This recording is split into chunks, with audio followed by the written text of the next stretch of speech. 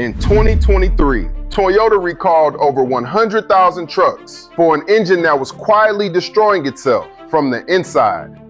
The cause wasn't bad driving, it wasn't skipped oil changes, it was metal debris left behind on the factory floor, slowly grinding through the most critical bearing in the engine. Toyota blamed the manufacturing line, but here on Cartoons, we know that's not just a story about one engine, because it wasn't just Toyota. 5 manufacturers, 5 different failure modes, and one pattern nobody in the industry wants to say out loud.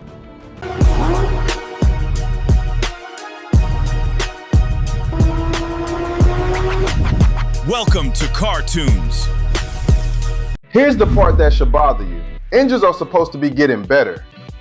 We have better metallurgy, better oil, better computer control than at any point in history. So why are modern turbo engines, the ones built in the last 10 years, failing at mileages that would have embarrassed an engine from 1995? The answer comes down to 3 decisions. 3 compromises the entire industry made at the same time, for the same reason. Emissions and fuel economy targets they couldn't hit any other way. Downsizing. They took the work a 3.5-liter V6 used to do and handed it to a 1.5-liter 4-cylinder. Same job, half the engine. Which means every component runs closer to its limit all the time. Boost pressure. To make that tiny engine perform, they force more air into it, under more pressure than these blocks were ever historically asked to handle. More heat, more cylinder pressure, more stress on every seal and bearing. Direct injection. And they sprayed fuel directly into the cylinder for efficiency, which quietly created 2 new problems the old engines never had. Carbon buildup on the intake valves and a detonation event called LSPI that can crack a piston before you finished your morning coffee. 3 good intentions stacked on top of each other, and here's where the story turns. Because each manufacturer's engine breaks in its own specific, predictable way. Start with General Motors, the 2.7-liter TurboMax, the engine GM put in its half-ton trucks and told you was the future. On paper, it's brilliant. In the real world, it has a habit that owners learn the hard way. It drinks oil. And this is the part most people miss. Oil consumption isn't just an inconvenience, it's a countdown. The piston ring design on this engine doesn't seal the way it should under sustained load. Oil slips past the rings and burns. The owner doesn't notice, because who checks their dipstick between changes anymore? So the level drops, and the moment that oil film at the bearing journals gets too thin, metal touches metal, and the engine starts wearing itself out from the inside, silently, with no warning light to save you. Ford's 1.5-liter EcoBoost has a different killer, and it comes from inside the engine's own cooling system. On certain versions, coolant can migrate where it was never meant to go, past the head gasket sealing surface and into the cylinder. Think about what that means. Coolant doesn't compress, so when enough of it pulls on top of a piston and that piston tries to come up on its stroke, there's nowhere for it to go. The engineering term is hydrolock. The real world term is a bent connecting rod and a cracked block, an engine that drowned itself. And the cruel part, it often happens at operating temperature, on a perfectly normal drive. No abuse, no red line. Just a design that allowed 2 fluids to meet that should never have touched. Hyundai and Kia's 1.6-liter Gamma Turbo earned its reputation in the worst possible way, through fire. This is an engine that has been the subject of multiple recalls and investigations, and the root of it is brutal in its simplicity. The factory piston to wall clearance. The tiny gap between the piston and the cylinder it rides in was too loose. That extra slop lets the piston rock. The rings fail. Debris circulates. And in the worst cases, that chain of events ends with an engine that doesn't just stop. It catches fire in the owner's driveway. When an engineer tolerance, measured in microns, is the difference between a reliable engine and a vehicle fire, you understand just how little margin these downsized engines are operating with. Volkswagen and Audi's EA888 2.0-liter is, in many ways, a genuinely good engine, which makes its signature weakness all the more frustrating. On the earlier generations, the timing chain stretches. The timing chain is what keeps the top of the engine and the bottom of the engine in perfect sync. When it stretches, and it stretches because of a tensioner design that couldn't handle cold start wear, and the wrong oil viscosity over time, that synchronization slips.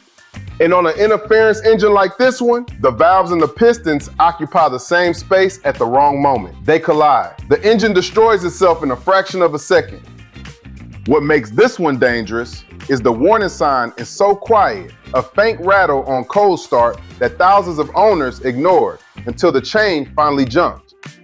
Which brings us back to where we started. Toyota, the company whose entire reputation was built on engines that simply do not die, in the V35A, twin-turbo V6. This failure is almost poetic in how preventable it was. During manufacturing, machining debris, tiny metal shavings called Swarf, was left inside the engine. That debris is small enough to bypass the oil filter and circulate straight to the rod and main bearings. And once metal debris reaches a bearing surface, the outcome is never in question. It just becomes a matter of when. This is the one that should change how you think about all of it. Because if Toyota can ship an engine that destroys itself from a manufacturing defect, then no badge on the hood is a guarantee anymore. The old rules don't apply. If you're getting value out of this breakdown, the kind nobody else is willing to do at this level, do me one favor and subscribe. Here on Cartoons, this is exactly what we do. We show you what lasts, what fails, and the fixes that actually work. All right, back to it, because it's not all bad news. Because here's what the doom and gloom videos won't tell you. Turbocharging isn't the problem. Bad compromises are the problem. And the proof is sitting in two engines that get it right. The BMW B58, the 3.0 liter in line 6, is quietly one of the most overbuilt engines of the modern era. A closed deck block, a robust cooling system, margin engineered into it instead of out of it. Tuners are pushing these engines to double their factory power, and they just keep running. BMW built it like the old rules still matter, and it shows. And on the smaller end, Honda's 1.5 liter turbo in its later sorted out form. Honda had its own early stumble with fuel dilution. But the key difference is what they did next. They fixed it, they refined it. They didn't pretend the problem didn't exist. And the current engine is a genuinely durable, efficient little unit. That's the lesson. The technology was never cursed. The engines that fell were rushed, overstressed, or under-engineered to hit a number on a spec sheet. The engines that survived were built with margin, with respect for what a turbocharged engine actually asks of its components. So if you're shopping used, and especially if you're looking at anything in that 100,000 to 200,000 mile window, which is exactly where these failures start to surface, here's what you actually do. Check for documented oil consumption on the GM 2.7. Look for any coolant loss history on the Ford 1.5. Confirm the recall work is done on the Hyundai Kia 1.6 and the Toyota V35A. And on the VW Audi EA888, listen for that cold start rattle and ask when the chain was last addressed.